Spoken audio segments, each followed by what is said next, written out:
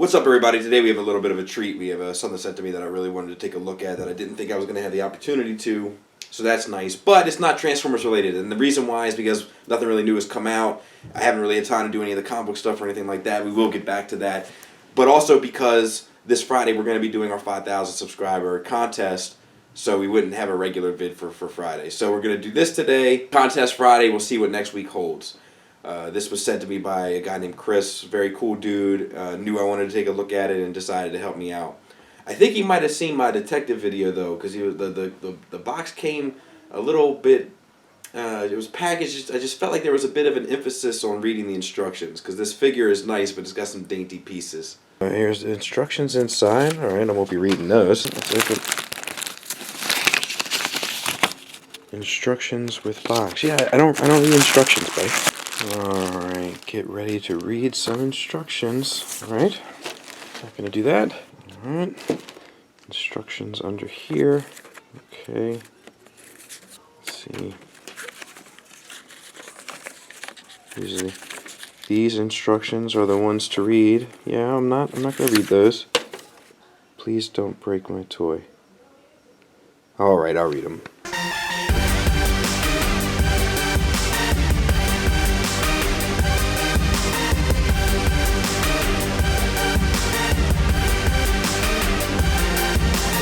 What's up, everybody? It's your favorite disintegrator's favorite nerd. Today we are looking at Bandai's Boba Fett Ronin from their samurai-inspired line. And this is on loan to me from Chris. I don't want to put his last name out there if he doesn't want it out there. He contacted me, knew I was a fan of this line aesthetically, knew I wanted to check him out. Hit me up and asked if I'd be interested in taking a look, and I definitely was.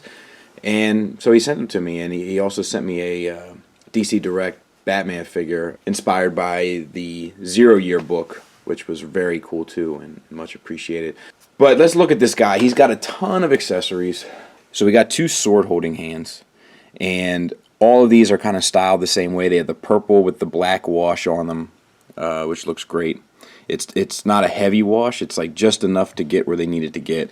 And then there's brown paint around the loops into the hands, both there and there, and then the other side, the gray is washed with the black as well, both in there, and then all this little rivets in there, giving it the full effect. And that detailing is the same throughout. So we have 2 sword holding hands. We'll get to the sword in a minute,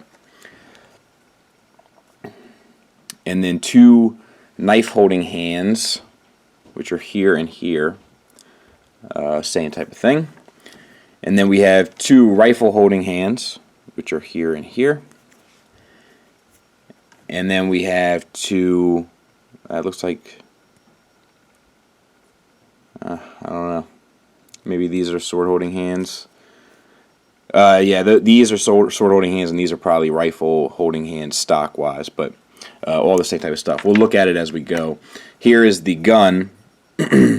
Looks fantastic. It's got like an odd wash on it, so the wash pools in weird places in the middle of it, but it gives it like a wood grain feel and look, which is really nice. And then this is painted and then has like a rust, brown wash on it, and that's the same throughout all the metal. And then this has like a turquoisey metal here on the barrel, very cool. And then the hammer actually articulates on a swivel, so you'd fire off and that would come down and do the do. Very cool. And then all the silver is black washed in there. There's just it's a ton of detail. It's very nice. Let's see if we can't figure out how to hold this thing. So there, holds it well, no problems there. And then let's see if this, and then I'm thinking that this, yeah, so then the other hand wraps around and holds it there. Very cool, very nice. It comes with this sword, and it comes in this sheath, and the end, all of the wrappings of it are all brown painted and then washed with a black. I hope you can see that. I hope that's picking that up. It's quite nice. The silver's washed as well, and then it has this deep green, which looks really good. And then you can pull the blade out, and the blade looks nice as well. We'll check the holding hands while we're here. No problems there. That's a little loose. That's a little loose. That's a little bit looser than I would prefer. Let's check one of the smaller. That's a little loose. That's going to be too tight. And that's probably, yeah, I don't want to jam it in there. You could probably take some hot water to this and loosen that up a bit and have him hold it well if that was your thing. But that is a bit of a criticism. And then the figure itself can house this right in this bracket system here. So that slides in, and he's ready to go. He comes with this jetpack, you know, signature. This is removable, so he fires the rocket, which is cool. All of it, the paint is possibly the best paint I've ever seen on a figure to date. Tons of airbrushing between the turquoise and the blues and the silvers, and then it has wash, that brown wash on it to have a rust feel as well. So that's pretty awesome. And then it just pegs into his back right there, no problem. And then he comes with a ton of little knives. Now I believe all these have to go in very specific spots. I've gone ahead and put these small knives in his boots. They're all separate accessories. All are silver with a highlight painted on the blade. I'm not sure if you can see it, but it's a different paint on the blade of each knife to give it a highlight. All the wrappings are painted brown and then wash where there is wrappings, except for this one, which is like it looks like it's more of a dry brush. And then there's like this wrench thing, and they're all quite nice. But they are small and they are dainty, and they all go in a very specific place. Each one is held with tension very specifically due to its shape. So you, if you're looking at the figure, if you had this guy, you want to go the wrapped kind of arrowhead, and then like the one that looks like a shiv, and then this one with the bone, and then the unwrapped arrowhead, and then this wrench looking thing, which will leave you with one left over, which is this one, which is like an arrow tip that's wrapped, and that goes on the forearm. And they, once again, they have it slide in there, but it just,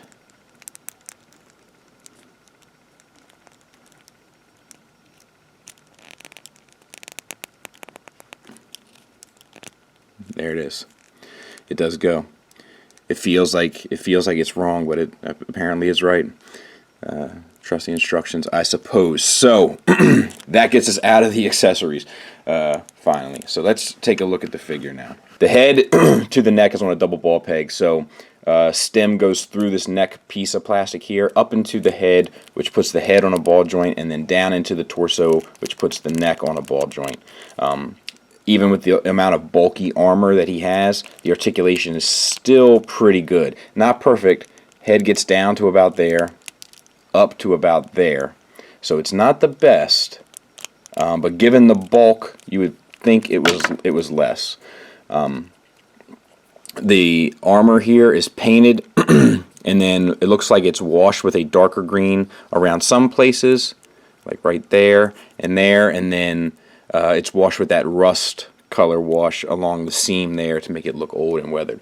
This eye like lens or whatever, it rotates down here so that he can see through it, which is pretty cool, and then back up.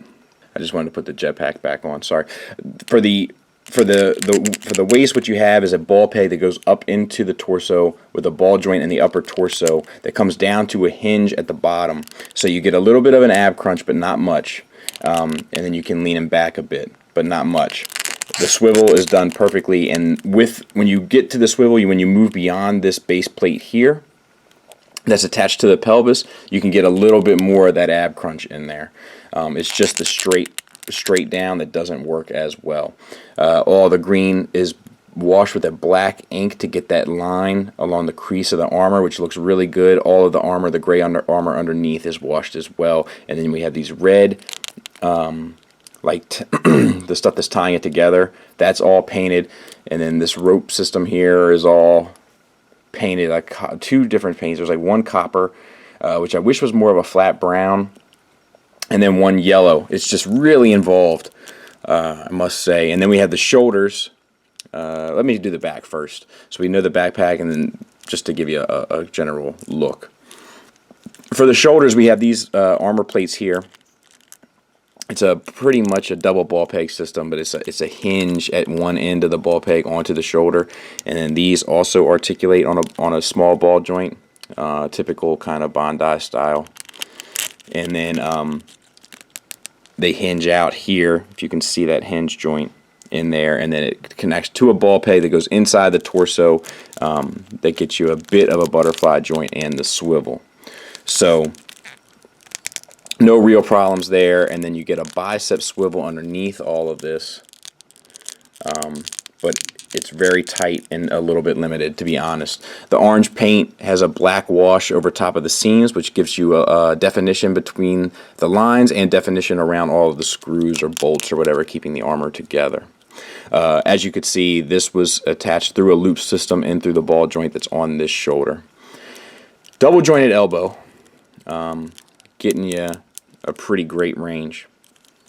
Which brings us to the forearm, which has this red with a black wash and the silver with the black wash for definition, and then the same green with the black wash and gray wash on the ends, which gives us our definition for the rivets.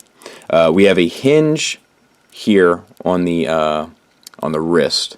Now that gets you the up and down, and then you can swivel. I think you can swivel this hinge at both ends, but let me make sure I'm not lying to you. Nope, I'm lying to you.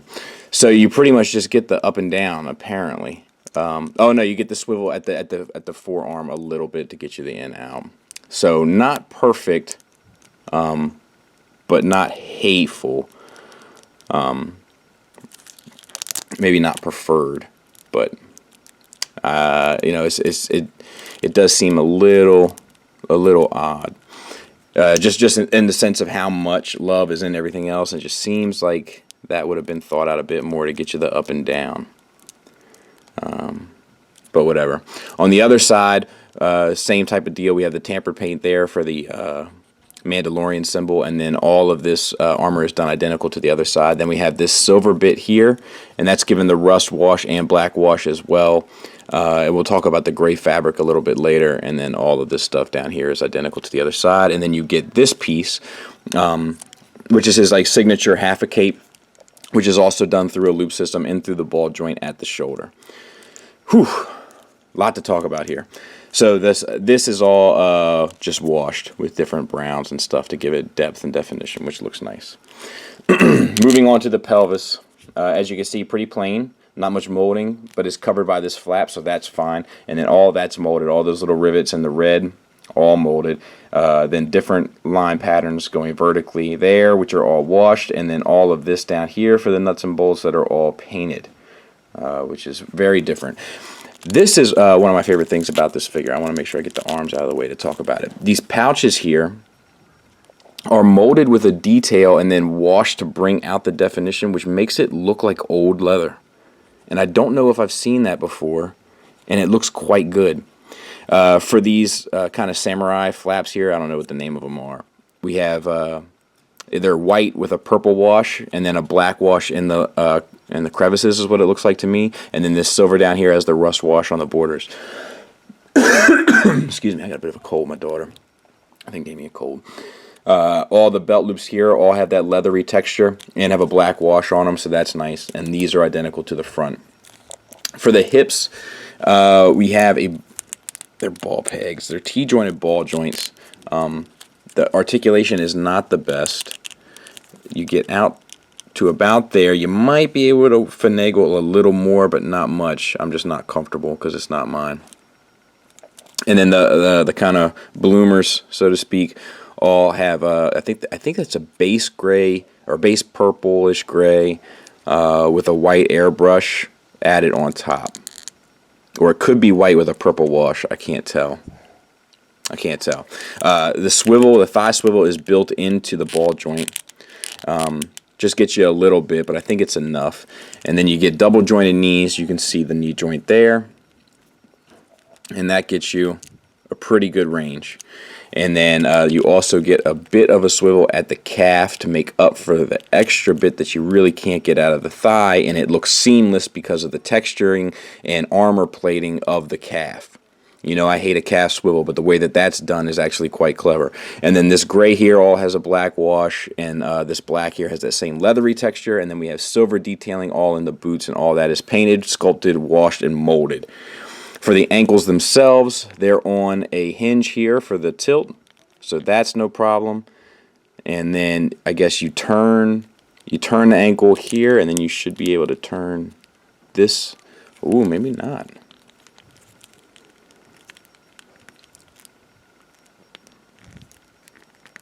Yeah, you can.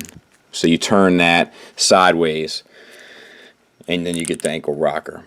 So you see that joint there, it swivels at the top and bottom. So if you swivel it to the top and then you manipulate it, then you can get the ankle rocker, which is using the same joint, just at a different angle, like Play Arts does.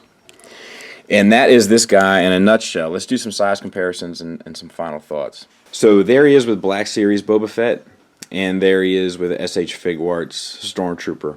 So significant size difference. And he's a bigger figure. I'm not sure that I have anything, maybe a DC Direct type figure, like he's more so that scale, like the 6.5 to 7 inch scale. I think it's mainly meant to be displayed with the other ones from this line, so I don't think it's really a problem. I think it would be silly to have this Boba Fett next to, you know, your Jabba for your Black Series collection or whatever, so I don't think that's really an issue. Just want you guys to see the size difference, because it is significant, and it feels even more so in hand. Let me tell you what the cons are here. The problems are that he has a lot of bulk between the armor and the gauntlets and these flaps. I don't know, there's probably a name for them that I should know, but you know, those, and then the way that the boots are sculpted and all that, that he does have a hard time getting out of his own way. The other problem is that the articulation isn't the best. Like, all the joints are there, but because of the bulkiness of it, it is kind of hard to manipulate it, and there are a few hindrances. And then, you know, it's an expensive figure, and maybe I would feel more comfortable if it was mine, but because it's not, like, just getting him into this pose, it took some loving. You know, I really had to sit down, think about what I was doing, and make it happen. Like, it's not a toy in the sense that this is a toy, where you can do whatever you want with it. Do you know what I mean? Like, this is a collector's piece. This is a out of the box, pick a pose, put it on the shelf, and be done. And your pose had better be pretty simple, because it doesn't lend itself to very dynamic poses. That's not to say that dynamic poses are an impossibility, because they're not. It's just to say it's challenging, and it makes the figure kind of less enjoyable, because it can get frustrating. There are just a number of things kind of hindering you from having a good time if you're trying to have like a very dynamic setup, or take like a series of pictures with him doing battle. If you look at even the pictures that they use on the back of the box, they're all pretty simple. Do you know what I mean? And those pictures are used to kind of give you the capabilities of the figure. So I don't really feel like the capabilities with this guy are there. It's more so you love the look, you can trust the materials, and you can put it on a shelf and have it look good. But to be fair, it's probably one of the best painted figures I've ever handled, ever. The paint it's perfect. And the materials are great, and the build is great.